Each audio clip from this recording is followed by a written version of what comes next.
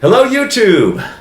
This is the Reverend C.H. Brown, known to my friends as Chaz, and I'm glad to be here with you today. I have a very special guest with me, and I will allow him to introduce himself simply because he has so many different names, so many different things that he has done, but he is a fabulous musician, has been involved in various forms of music and ministry of music, though he's never been a Christian musician. He's a musician who happens to be a believer.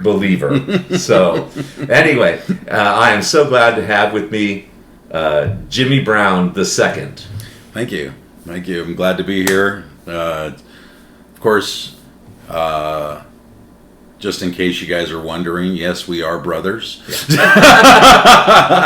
No, I'm super happy to be here, Chaz. This is really, really cool. It was a long time coming for your YouTube channel. Thank you. Especially with just as many of sermons and different things that you've done throughout the years.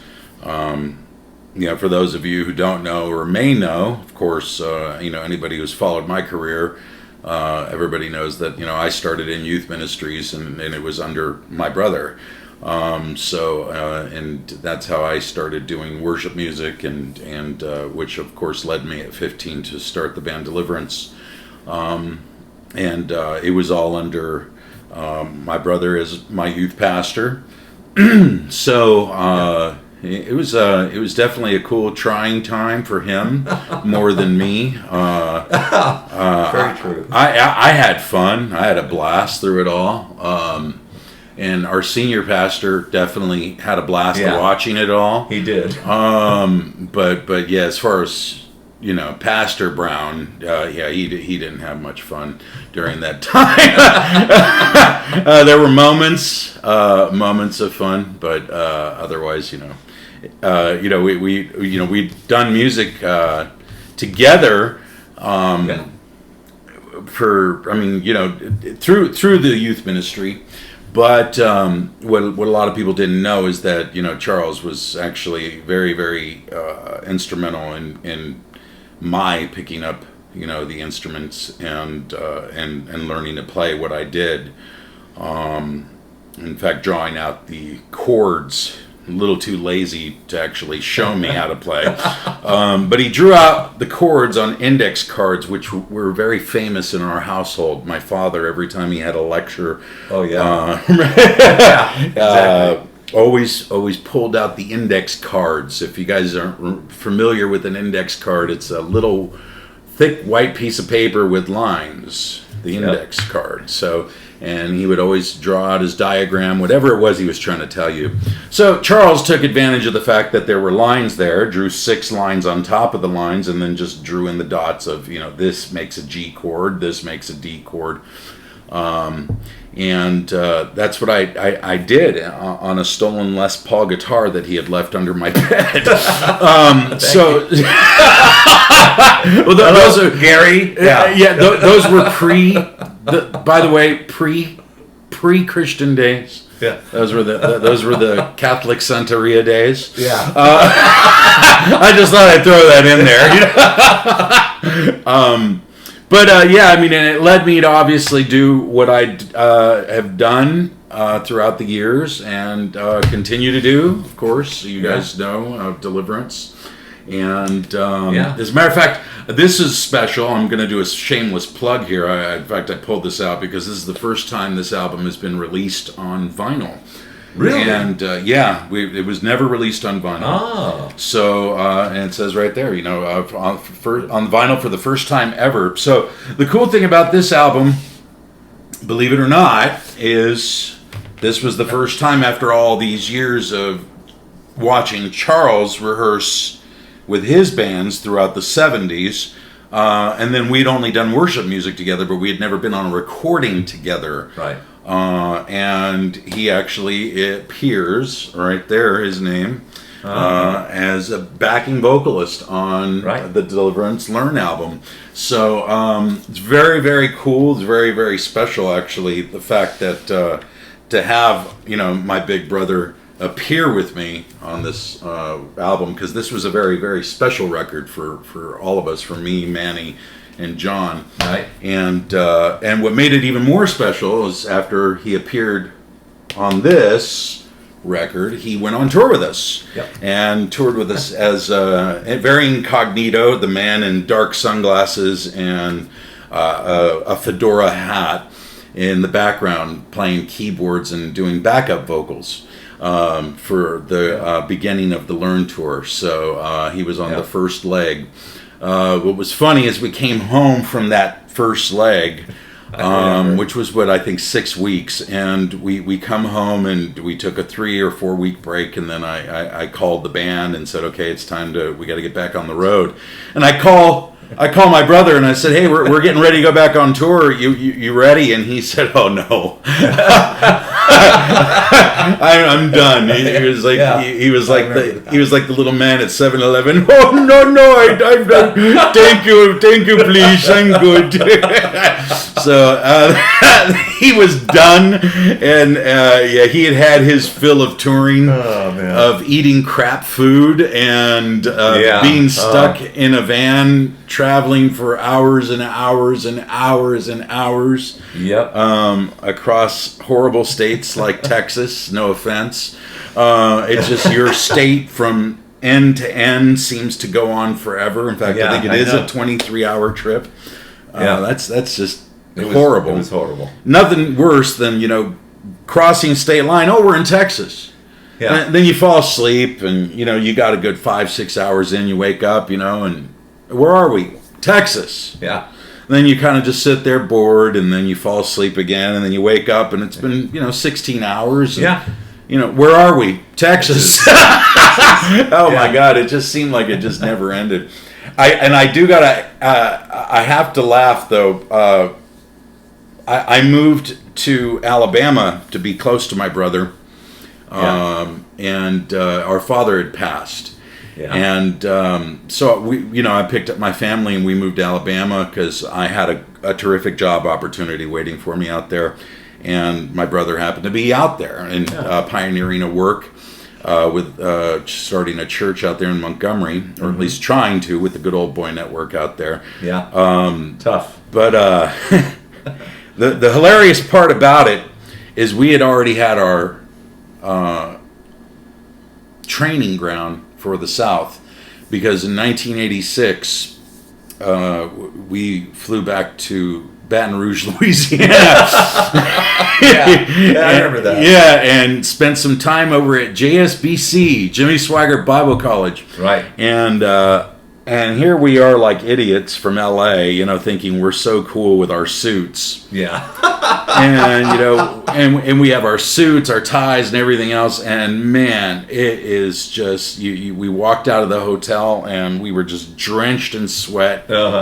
And this guy, being Mr. He had money in his pocket. He just didn't want to spend it.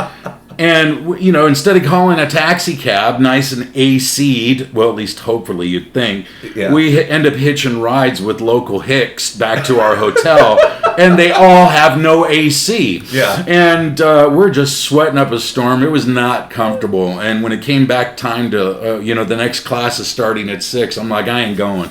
Yeah. And the funny thing is here's my youth pastor, and he's pretty much in agreement with me. I'm not going either. But it taught us what the South was like as far as weather. Right. And it was awful. Yeah, it was horrible. And I'm just glad to be back in nice, dry Nevada.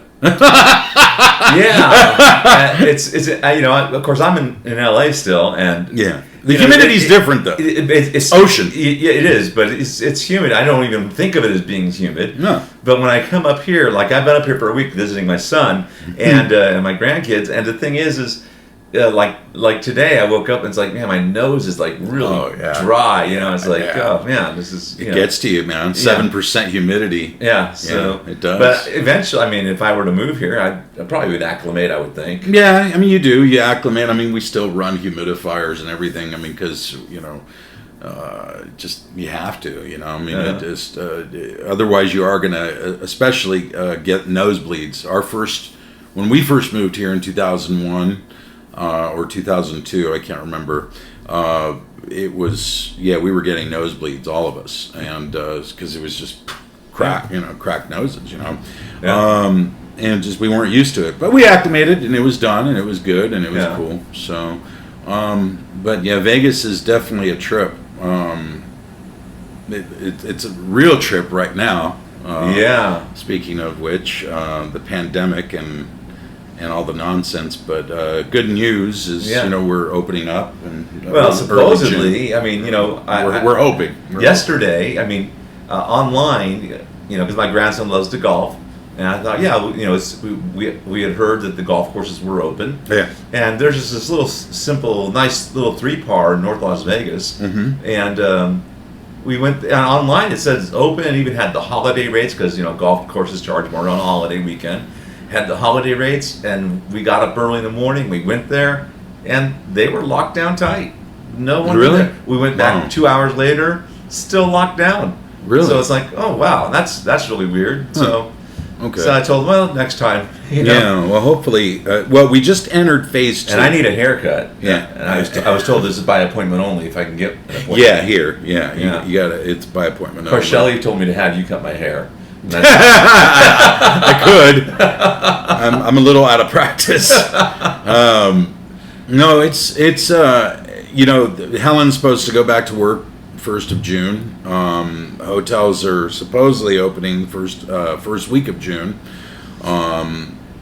And we'll see what happens. I think that the big worry is anybody going to show up? Well, I think if anybody saw the beaches over the weekend, people are ready to show up. I don't think we're going to have any problems with getting people to come here to America's playground. It's interesting. Yeah. I think that they might, for like recreational purposes. Sure. I know I was listening to, because I'm ordained with AAG, Assemblies of God, for those who don't know.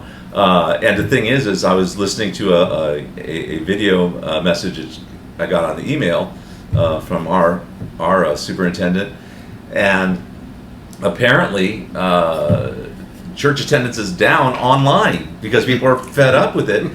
At the same time, there have been surveys taken that people are saying they're not going to go back to church until it's maskless because they don't want to be sitting there with a mask, and I don't blame them. Yeah. Well, I mean, number one, it's uncomfortable.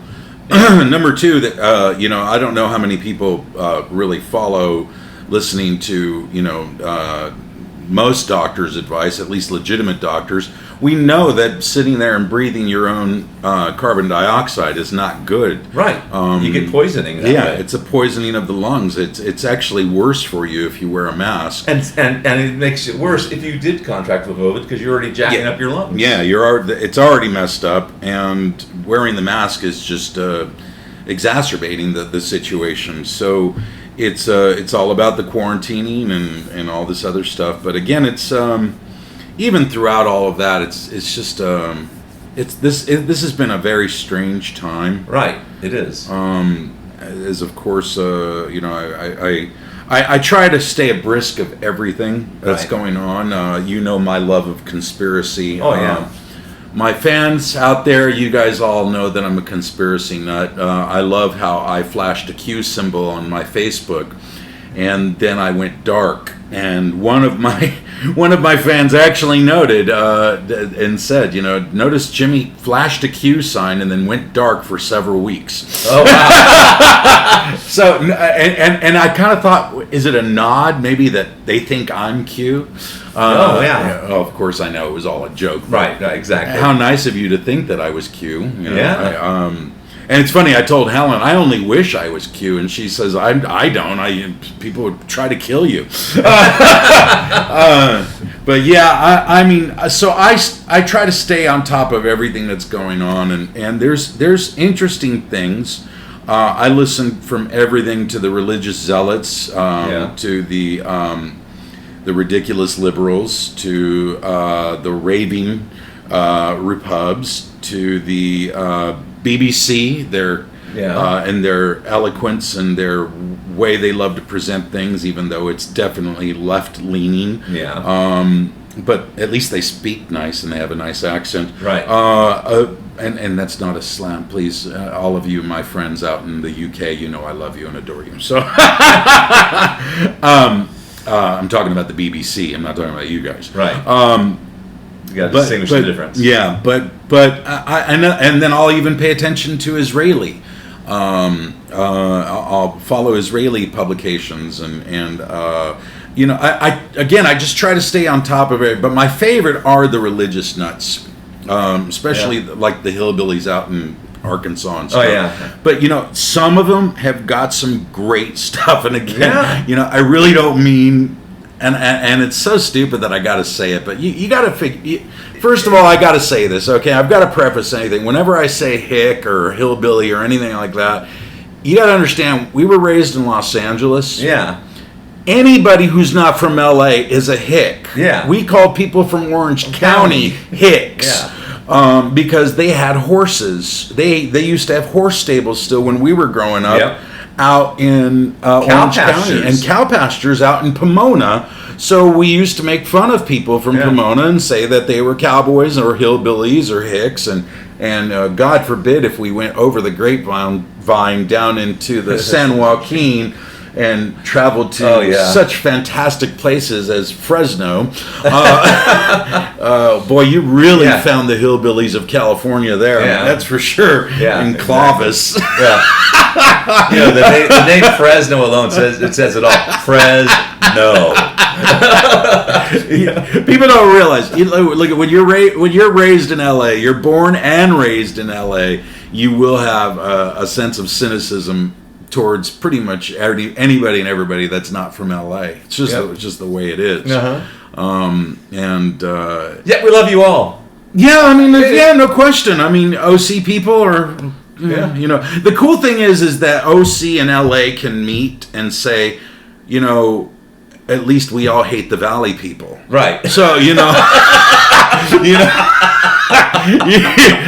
so I mean, we all have our areas of peace, Yeah. But so don't ever take offense when I say hick or hillbilly, because bottom line is I've spent time in the South, and it doesn't matter how much I tell them I was born and raised in Los Angeles, California, as far west as you can go. They called me and you Northerners. Right. We were Northerners, and it's like, no, we're from the West. Yeah. Where the ocean, there's no more land, and it just turns into ocean. That's where we're from. Yeah. No, exactly. You're Northerners. Yeah, I know. And back then, I just thought it was kind of a funny colloquialism. I didn't realize they were truly insulting us. Yeah. Much like when they say "bless your heart," they're really saying you're a moron. Yeah. But that's okay. Bless their hearts. Yes. Amen. And bless your hearts too. But I mean it though, from an LA perspective. But so getting back to it, so I always have to go around all over the place, and you guys are already used to me, so this is going to be a long one. Oh yeah. So that's okay. Your regular drunk theology fans, I'm sorry, but you got me on here, and I start here, I go all over the map, but I promise you, I will end up where I started. Yes, okay. Exactly. That's why we have him sober on drunk theology. Yeah, exactly. In fact, I start to make too much sense when I'm drunk, so that's why it's better that I like myself sober, because it's like I'm like completely chaotic, and I just tend to function better when I'm in chaos. But that's funny. That's funny. But I will say this: so this one hillbilly, I watched a video, and he was just he had a whiteboard. And he's drawing all these things, statistics, I was thinking about and everything. doing that. Oh, it's cool. Yeah. Well, here's the thing. The Gene Scott. That's the first thing that went through my head. Yeah. That's what made me watch him. Yeah. Because I love whiteboards, and I love whiteboards because I love Dr. Gene Scott. I thought he was brilliant, even though it looked like a big mess up there. If you started with him from the beginning when it was blank, it made sense. Right. And this guy although some of his stuff was completely fictional and fabricated and stuff he concocted in his own head, because I even tried to find his sources online and couldn't find them. But some of the stuff that he was saying about us being chipped and us being tracked, there's a lot of truth to it. I just did my update on my iPhone this morning, and to be honest with you, after I saw what it was for, I tried to stop it, but I couldn't. Oh. Okay. And it was to install an update to include tracing, contact tracing. Wow. And in other words, not giving you a choice. You want to do, and if you want your phone to function, you guys already know that, Droid or iPhone, doesn't matter. Your phone starts malfunctioning, it's because you need an update. So they force you to get an update. Well, are all over this, and we are becoming a true draconian state. We are becoming exactly the Orwellian diagram of what 1984 was about. Absolute allegiance to. I was talking with my brother outside earlier, and I said, it's an absolute allegiance to the party. You as an individual does not exist. Yeah. You do not exist. Just your allegiance to the party. You're just part of the collective. That's Marxist philosophy. Yeah. That is what it is that you are part of a collective. You that's why they really don't believe you can never really have a true debate with a person who has Marxist tendencies about free speech, because you don't exist. Yeah, you don't as exist. an individual. You cannot have individual thought. You have to speak for the collective. Yeah. And if you're saying anything against the collective, then you're not part of it. And that's what identity politics is all about. Yeah. It's all the whole same concept. It is. It is. And it's, and like I said, I watched this guy do his diagrams, and like I said, and more importantly, he's got a date. He's got a date of when the rapture is going to happen. Oh, and good. And it has to be September. It's actually because the video was done in early March or late March, and the Pope called a meeting on May 14th, a day that Israel was made a state back in 48. Yeah. And of course, Trump a couple of years ago did something to declare Jerusalem the capital, right, on May 14th. So the Pope called a meeting, and he knew that this was going. So May 13th was the date. Yeah, well, of course it's come and gone. It's passed for the rapture, or for the for the rapture. It was going to happen before this meeting. Oh, but of course the meeting had been postponed. Yeah. Okay. So the meeting's been moved. Okay. Because of the pandemic, and who knows what's going on with the Pope anyway. I mean, he's just locked away with his gold and doing what he does.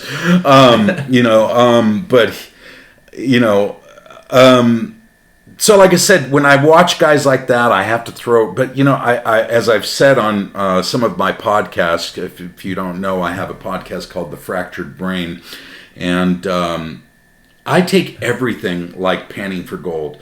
And, you got to go through the murk and the mire and the filth and earthworms and everything else. When you're panning, you got all this crap and rocks and junk and hopes to find that little nugget.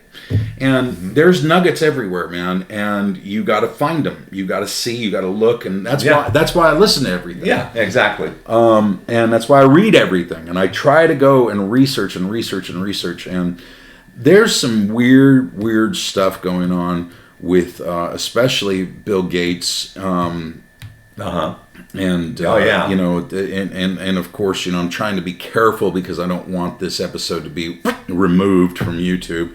But I've said a lot worse stuff on my Facebook, and they haven't touched me. So maybe because they just don't think of me as a threat. As a fat bald guy in Vegas, who cares?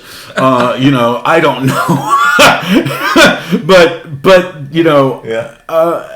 or maybe because I look crazy and they've already looked and said fractured brain. Yeah, the guy is crazy. So that's like, all right, that's fine.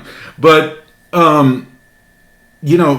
some of the stuff with that guy, and I know he was a hero to you, and actually at one time to me too. Yeah. Back before I discovered what a real computer is. Exactly. But I agree. But this guy to have just dropped everything at Microsoft to concentrate on vaccines and vaccinations. It was just, people can look at it from one side and see it and say, oh God, what a wonderful thing. What a beautiful philanthropist he is.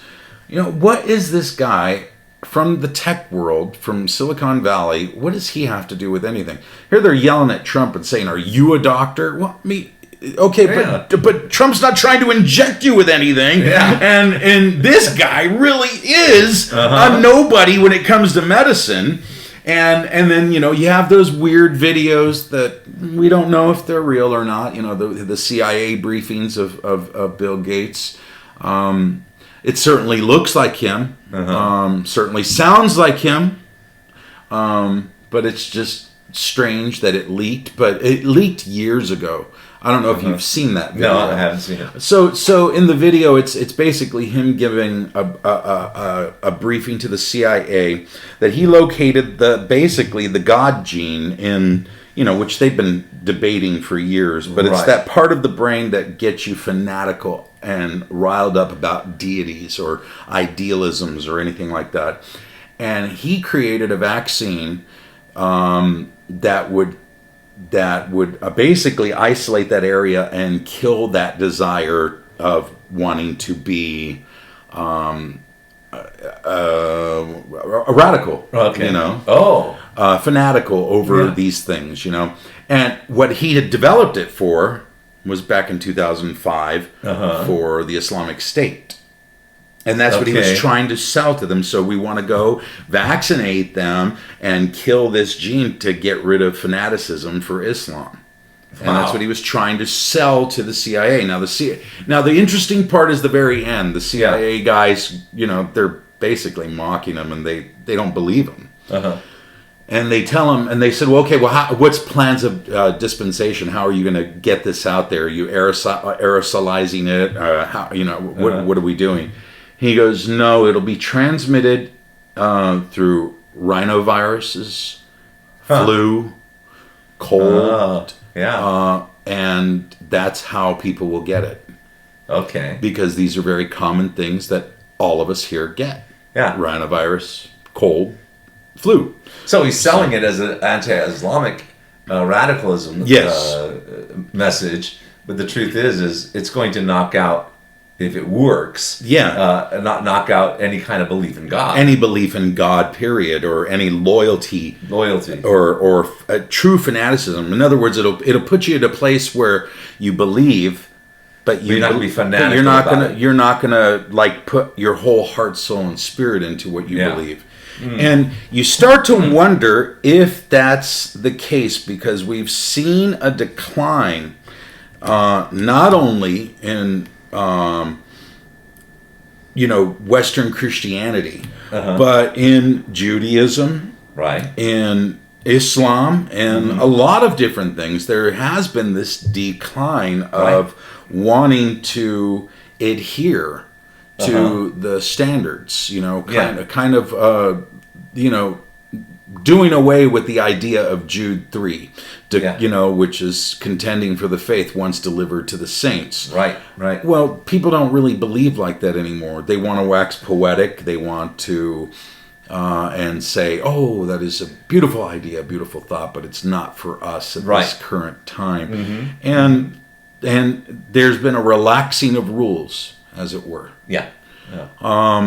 And you start to wonder, is it because of this?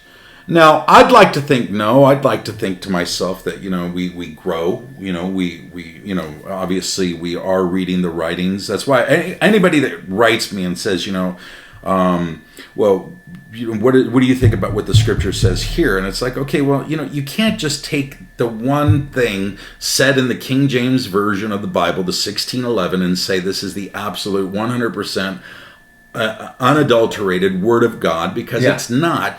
It's a translation from textual, archaic languages. Right. And you have to go back and you have to look and find out what was going on historically at the time with the writer, and where it would, Holy Spirit inspired, right, by all means. But you still have to go in there and you have to dig and research, because if you just take something for face value at where it is, there's a lot more there than meets the eye. And Torah alone is when you really dive deep and you go and you study with a rabbi. And I don't mean anything against Jews for Jesus or anything like that, but when you actually go study with real rabbis that will be truthful with you and break down the numerical code and show you the double and sometimes even triple meanings of the scriptures. Right. There's a lot there. There's a lot there. And there's cool stuff there. And I'm not saying that, don't get me wrong, I'm not saying that Christian people don't have knowledge and you have to go to a Jew only. No, but it is nice, because at least they're not, Yeah, and it opens up your understanding even greater. Yeah. It really does. It does. But again, with every religion, every stance, any type of even more moral stand, because atheists can very well be moral. Right. You don't have to believe in a God to have this moral stance, but yet there's this relaxing of rules. And it's been taking place over the last 15, 20 years. And it makes you wonder, were these ideas that the CIA agents scoffing at in 2005, did somebody pick up on it? I never, we obviously know about Manchurian Candidate, and we know about, MK Ultra, and we know about mind control and all this other stuff. But, it never stopped. We might, on record, have stopped it, but somewhere somebody's practicing it. And exactly. It's just because, and it's always all in the name of science. And that's the other thing that's making me sick. Hearing all these people, the science and the data, Well, you know who else relied on the science and the data? The Nazi Party. They relied on Dr. Mengele's science and data. Right. So, you people need to get off your high horses, because all you're doing is just quoting, you're being a puppet for the MSM and for whoever the powers that be, because there's a lot of evil crap that's going on right now, and it's scary to see where we're going. Now China, as I shared with you this morning, is practically declaring war on us. They just flat out said, if we interfere with Hong Kong, if we go in there and try to intervene in any way, they will see it as an attack and they will retaliate. They will not hesitate to retaliate. Yeah. This is a war, man. It is. It has been from the beginning. I think Trump indicated that in the way he approached his dealing with this virus. Yeah, absolutely. The shutdown, the invisible enemy. Yeah, all of it. Yeah, he refers to it as a war, and it is. I just can't. And why people aren't willing to see that? I think. Well, they're not willing to see it because of fear for their life. I forget who it was. I don't know if it was you or someone I was speaking with. They were saying they had wondered. Had always wondered, how are people going to buy into the Antichrist? That just seems so ridiculous, especially with all the widespread knowledge. Yeah. How are they going to do it? Well, it's through fear. People fear for their lives, and they'll believe anything that says they can protect them. And that's what it is. People want to feel safe, and that's the key word right there. That's a psychological word. That's really to shelter in place for your safety, keep you safer. I just read right now, my daughter lives in Montgomery, Alabama still. And, now they're calling it, instead of stay home safety, they're safer stay home safety. Yeah. They're opening up tiny, but now they've pushed it to July 3rd that they're going to stay closed. Really, in Alabama? Out in Alabama, and because they're Wow. having cases or whatever, and they've had 532 deaths. That's certainly nothing to scoff at. No. No. But trust me, I lived there, and I heard about the 532 gunshot deaths.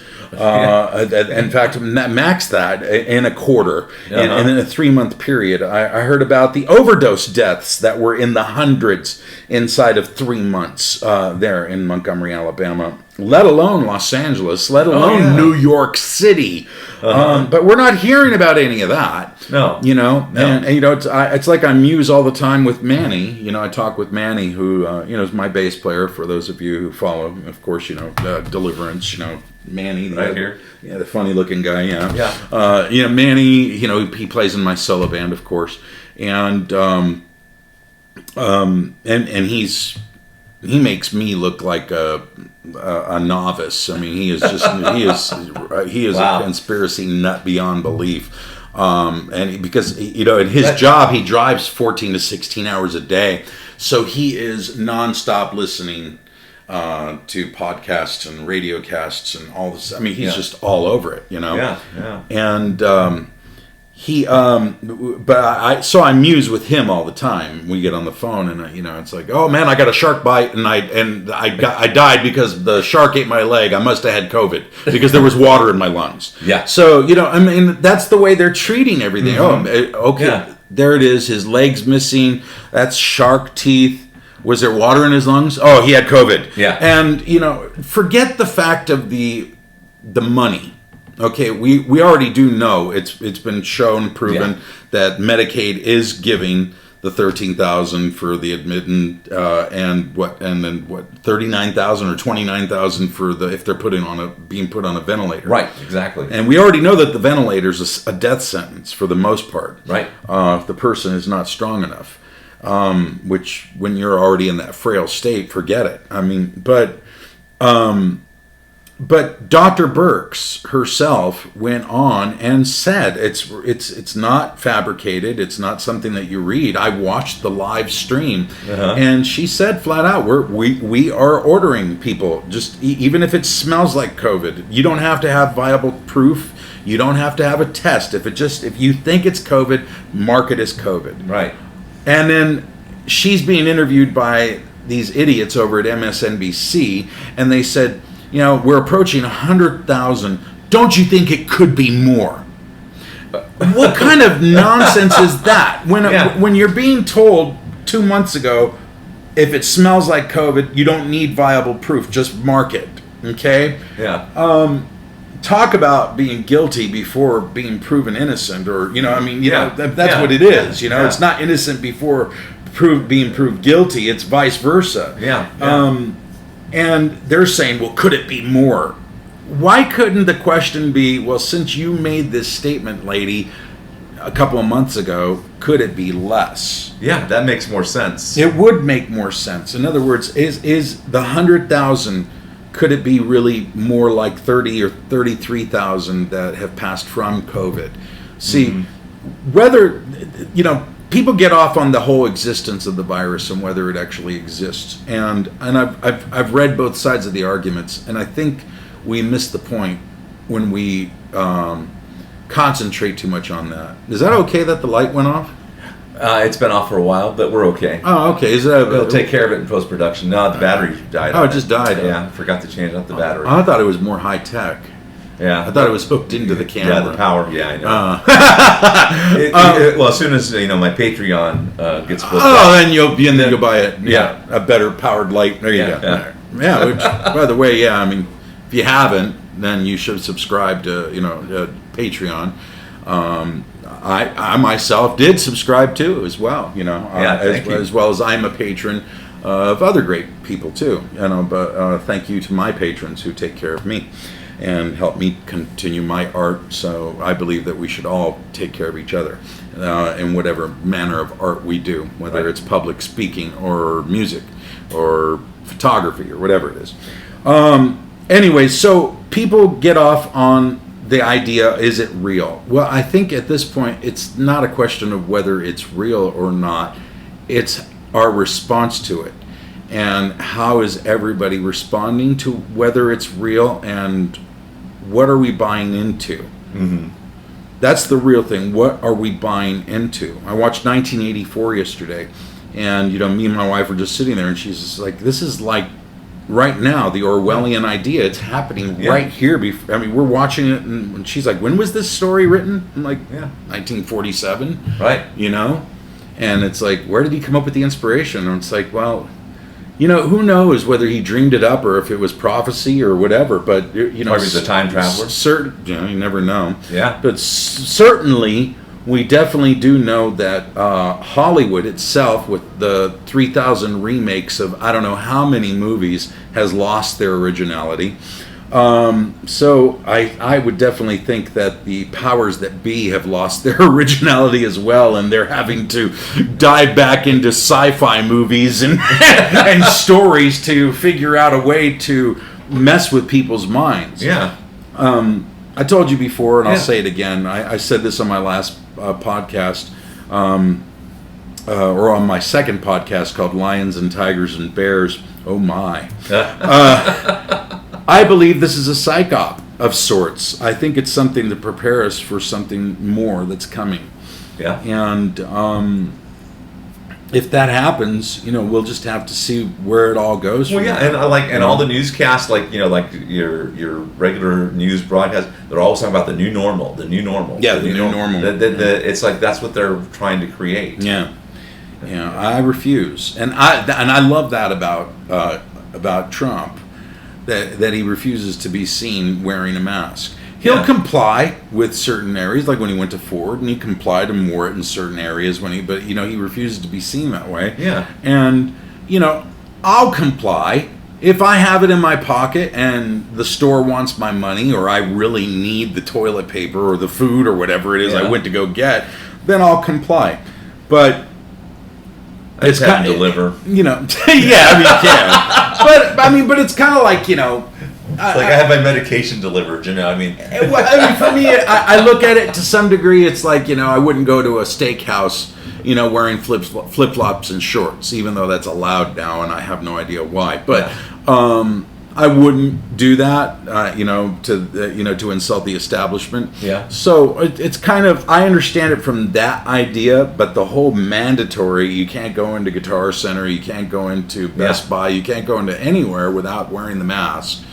And the weird part is, you walk into most of these. I peered through the window of a Burger King over here down the street. I won't name which one, but as I'm sitting there at the stoplight, and I looked in, and the people in there cooking aren't wearing masks. They're wearing gloves. Well, that's what their normal thing, but they're not even wearing masks. Yeah, and it's like, this is ridiculous, and yet people are just clamoring and going through the drive-through. But but yet mom and pop restaurants are being shut down, not allowed to open. But Burger King's allowed to open. Lowe's and Home Depot are allowed to be open. Costco, of course, is open. Yeah. Best Buy has their curbside delivery or whatever. You go out there and they load it into your car. How are those essential? How are those absolutely deemed essential? You would think just food marts would be it, but the strangest part, this is the part that kills me. If I was coming in from a non-political standpoint, in other words, I just woke up, I'm Rip Van Winkle, and I just woke up to this whole thing, I would wonder why the cannabis places are still open and the liquor stores are still open. That would be the first thing. Yeah. How is that essential? I could get away with the Home Depots. I can get away with the big box stores because, people need. Right. That's, and plumbers, if they have, a pipe burst, they got to go to Home Depot or Lowe's or whatever and pick up the stuff, right? Yeah, exactly. I get it. But the pot dispensaries and the liquor stores, those are not essential. Why are they open? Yeah. And that's the part that makes you scratch and go, okay, something is going because on. Because if it's a need, for example, of, I mean, obviously, you can only get cannabis at a dispensary, but Right. if there's a real need for alcohol, well, the truth of the matter is the supermarket carries it, Costco carries it. Yes, they do. So Yes, they do. So why is the liquor store essential? Yeah, exactly. Yeah. And that's And thing. I personally think, because I think about China before the communists took over. One of the things that happened in China was the abuse of opiates. Right, right. Yeah, I mean, Yes.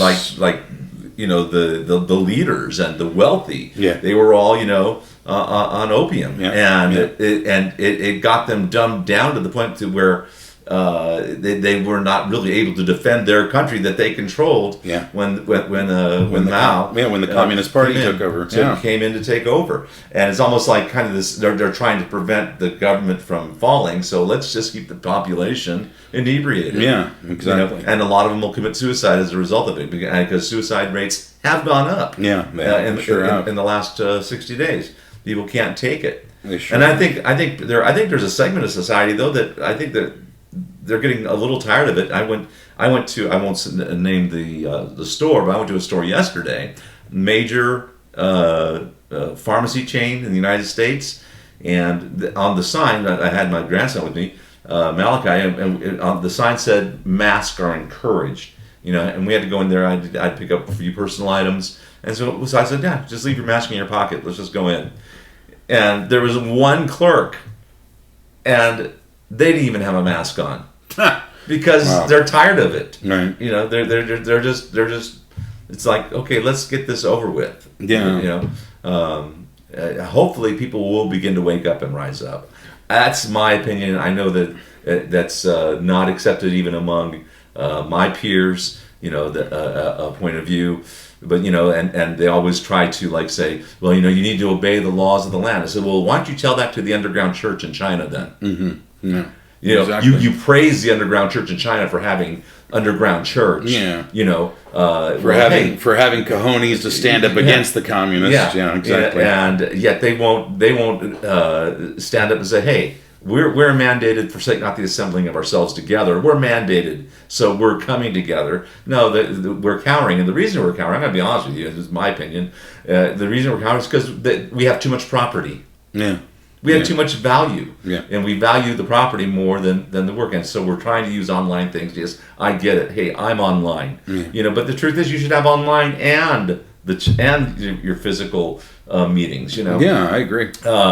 That's just my 2 cents, and maybe I'll get my ordination yanked, and that may be the case. But yeah, I'm surprised you hadn't had your ordination yanked with the title "Drunk Theology." But certainly having me on will maybe lend to getting it yanked quicker. Is what it is. Yeah. Well, there's always some spurious organization that'll give me something. Yeah, there you go. Tom Morgan's running one somewhere. Oh, really? Great. I'll have to make contact with him. If you're watching, Tom, how you doing? But I'm not willing to break my fingers. Yeah, break your fingers and get them all jacked up so that I can be one with the with the organization. Yeah, exactly. But no, it's a strange time, man. I know we're going to get through it if we rise up. If China definitely declares and it turns into wartime. I wish I were a young man because I would want to stand up. It's like I told Helen. I hate it. I mean, I know 50's young. Yeah, but it's not the same as when you're 20. No, it isn't. And I wish to just stand against all of this. And, certainly I would look and say, how dare, any of this happen, and we will not negotiate and we will not do anything. But then you look at the safety of your kids and your safety of your family and the safety of all this, and it makes you cower. It makes you go, okay, right. What do I do? And, again, watching 1984, and they have him on the rack, and they're torturing him, and, Burton keeps holding up his fingers, and how many fingers do I have?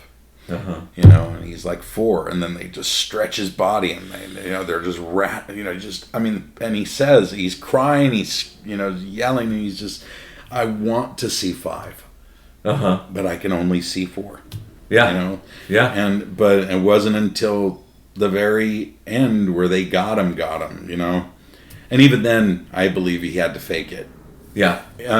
Because why? Because survival becomes the ultimate thing, and you got to appreciate the founding fathers when their statements of give me liberty or give me death.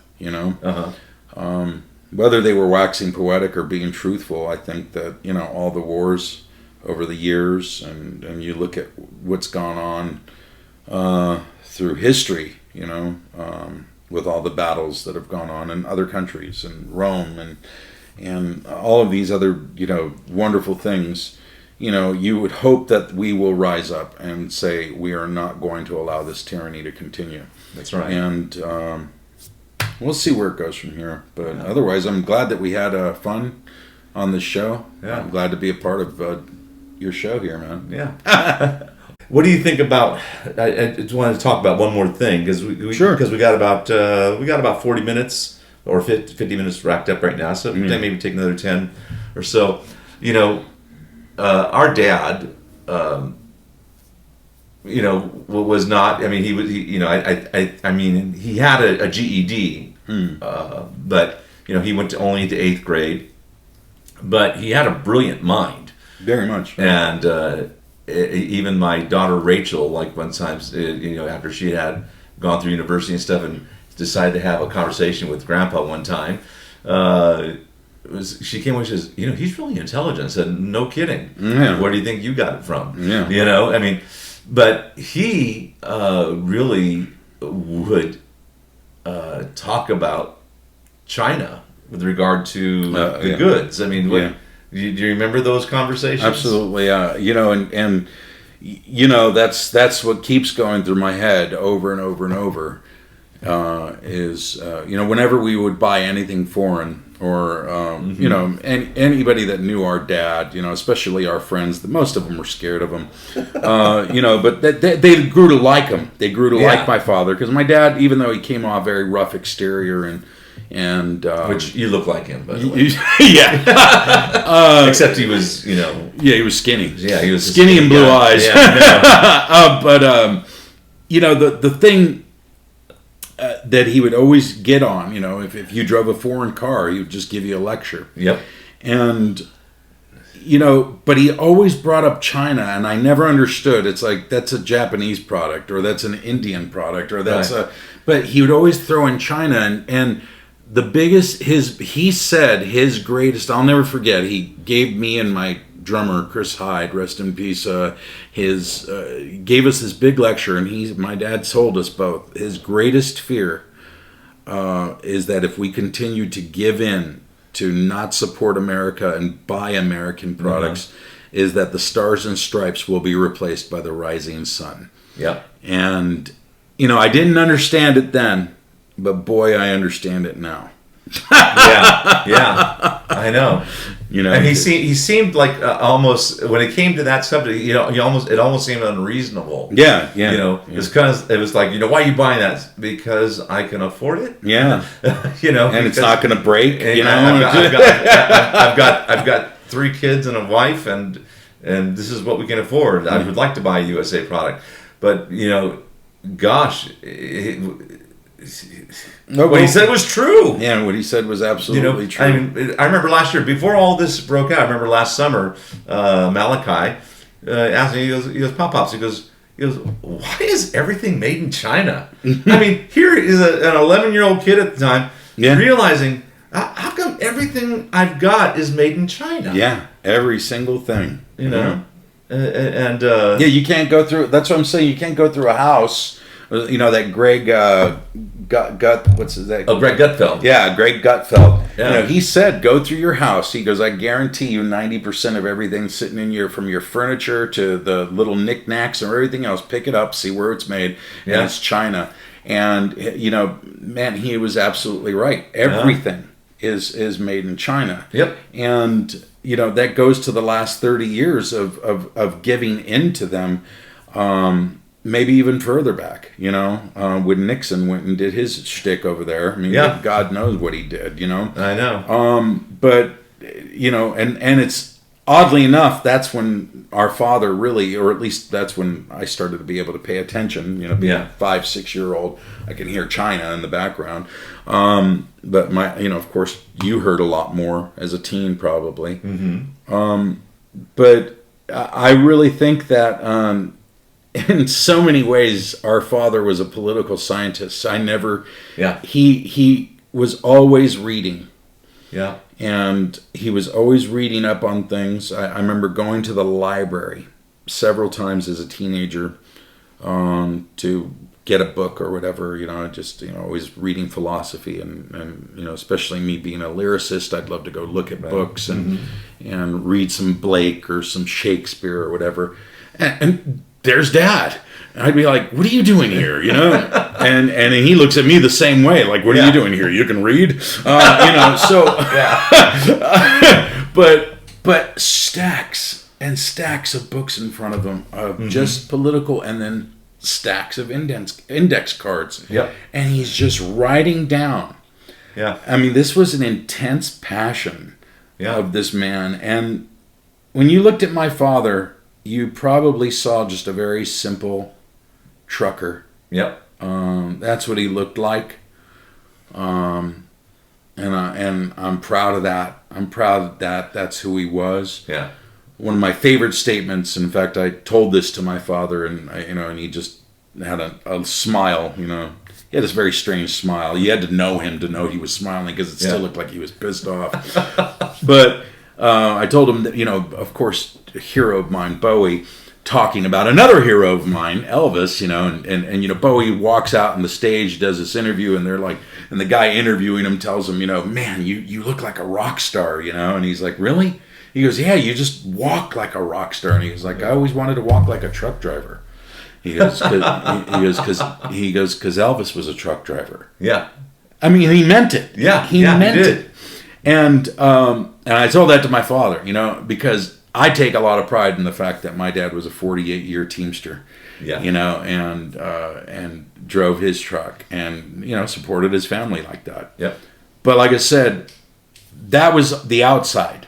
What he was inside was a political scientist. And he, that's the only way to say it. Yeah. And he just loved studying that stuff. And he was very well educated. And before he passed, he passed in 2009. Yeah. So he got to see, of course, Barack become president. Yeah. And, oh man, for that whole year prior, I mean, I'd only seen my dad maybe 3 or 4 times. And, oh my God, I had to hear and more about it. I mean, and he was just on a rampage about it. Yeah. But he was saying things that weren't even on the news to me. Right. That have and his coming out now. And his rampage was political rampage. Oh yeah, it was all political. It wasn't racially motivated or anything like that. Not at all. It was all Now, 20 years earlier it would have been, or 30 years maybe. I don't know. No, Dad wasn't racist. No. He just spoke like one, like the way we all are. I mean, exactly. I said there was, and I will say this. I thought I was a racist at one time till I moved to Alabama, and then I realized, oh my God, I'm nowhere near racist. I'm the most liberal guy you'll ever meet.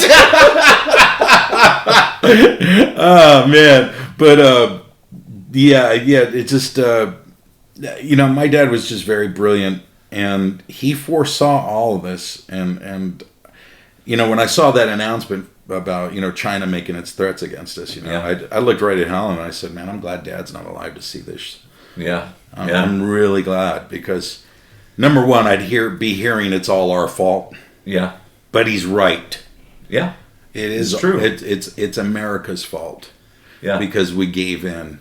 Yep. We got greedy. Yep. And we gave in. Yeah. Man, it's it's going to be up to us to dig ourselves out of this one. because if we're relying on Trump or Sleepy Joe or whoever the hell, it's not going to happen. You know, it's going to be us that make it happen. Exactly. It's going to have to be a we the people, and maybe that's what it's taking, all of this to come together, and hopefully most of the young people haven't been dumbed down enough. That's what scares me the most. You talk to any average 20, 25, 26-year-old, and you will go up to them and you tell them, tell me 5 things that make Trump the wrong president. Right. Yeah. Just 5 things. And they have to be political. And they name all these things that MSNBC, CBS, CNN, everything that they say, all the rhetoric and the crap and the garbage, a bunch of stupidity, but no one cites anything political. And when you name all the politically good things, the questions or the response is all, well, what do you mean, yeah, well? I mean, this is the truth. Right. Yeah. You guys are listening to this. This is what really happened. I'll tell you, I didn't vote for him. I don't vote. And the reason I don't is because I believe it's all fixed. But now I'm starting to change my tune, and I will be voting in November. Trust me. Yeah. And the few times I did vote, I'd just go write my own name in on the ballot. Or vote for Mickey Mouse, or in other words, it was a joke. And it's terrible. And I woke up one day and realized, a lot of American soldiers died for my right to be able to be in that booth. Yeah. And I shouldn't be, being a Weisenheimer and writing in Mickey Mouse and all this other stuff. I should actually be making my voice known. I think it's really important, and it's really going to be up to us. Yeah, I agree. It's going to be up to us. And I will say this: I am rather dumbfounded on. Remember, I told you, I talked to a 25 or 26-year-old, and they have these rants and everything else. These MSNBC rants. That's what I like to call them, or CNN rants about the man. But talking to middle-aged Christian people, about how much they hate the man, and I'm like, wow. I mean, I've talked to some that said that they are going to vote for Biden, and I'm like, are you kidding me? Well, number one, you and I both know he's not going to make it to the race. No. The replacement's waiting right now. Yeah. And we already know what's going on. We don't know who. It's all speculation. There's no way that old senile old man's going to make it. I mean, that guy. In fact, I sometimes wonder if it's an act. I mean, all his women grabbing and all that other stuff. The buffoonery just seems too convenient. Yeah, it's a little too ridiculous. Yeah. To be honest with you, I would like to see it go all the way to the finish because the entertainment value alone is just making the pandemic worth just getting to watch him. Oh my gosh, it just come on, man. I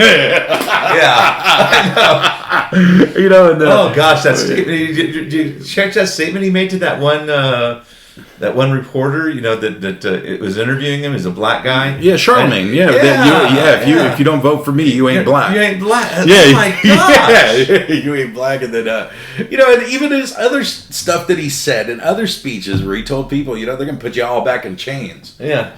And what cracked me up is I was listening to a black political commentator saying, why is it that every time these white Democrats talk to black people, all of a sudden Southern drawl comes out of nowhere? Yeah. All of a sudden y'alls come out. He's like, and he's like, we don't all talk like that. And I'm like, it's so weird. But at the same time, no. But I mean, he said, he's going to put you all back in chains. And he talked about, you have to, anytime you go into a 7-Eleven around my neighborhood, you got to talk with an Indian accent. he's the epitome. I mean, they call Trump the racist. Yeah. He's the epitome. Yeah, you know? exactly. I mean, and he's shameless about it. He just absolutely doesn't care. And then all the women grabbing videos. Yeah. I mean, my gosh, if you just watch the collages and Yeah. the way he is with the little kids. I and know, the that's the girls, freaky one.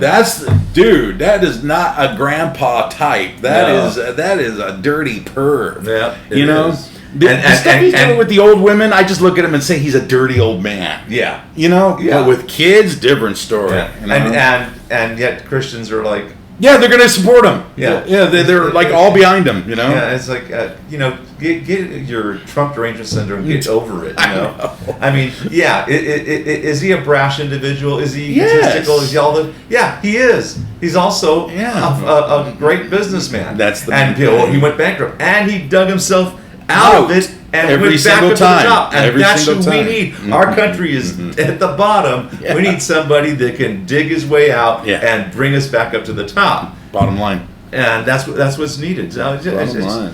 people they need to think politically. They can't think about personality. I don't get that. Yeah. I could sit here and tell you stories that I read about Trump before he even had his TV show. Yeah. They were like, wow, this guy's a genuine human being. Yeah. Yeah, he is brash and all that. Yeah. But he's a genuine human being and is touched when people are having problems and tries to genuinely help. Yeah. So there's that part of him that very few people even realize exists. Yeah. But so to me it's like get over it, get over his personality. So what? That's what I love about him personally. I love the fact that he's not a politician. Yeah. That's what makes me like him.